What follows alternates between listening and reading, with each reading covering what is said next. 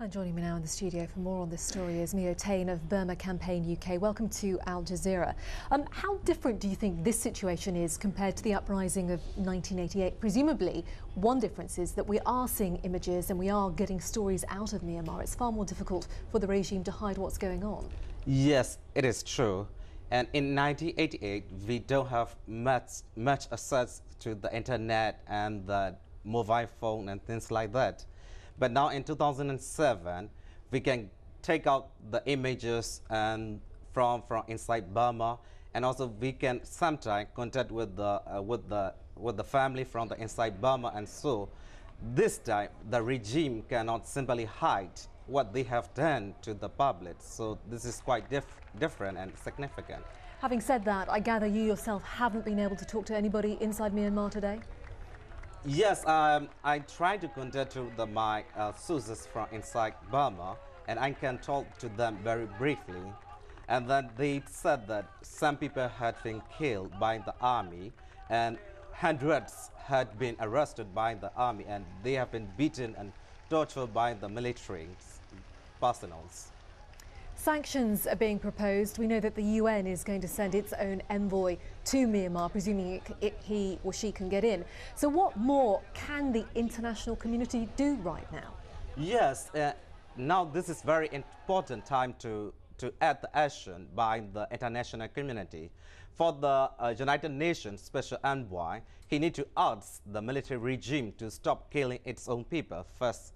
And then second, he needs to ask the military regime to come to the discussion table and to do the dialogue with the opposition leader Aung San Suu Kyi. And thirdly, they need to discuss to transfer the power to the democratically elected leader of the country, Aung San Suu Kyi. He needs to request to the military regimes. And another thing is that China and Russia, they shouldn't use the veto power again, like in 2005.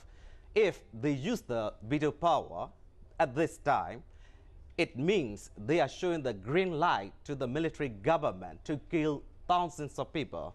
So please do not use the veto power. Well, that is the problem, isn't it? We talk about international pressure on the Myanmar regime, but actually the reality is the pressure does need to be applied to China, which has influence there, and presumably also to ASEAN countries. Yes. To apply that pressure to China. Yes, I have to say, not only the China, but also the international community, I have to say, because we live in the international society, and also we are living in the world village. So not only the China, but also the international, very important. So I have to say, also the ASEAN, they need to ask the military regime to stop killing its own people.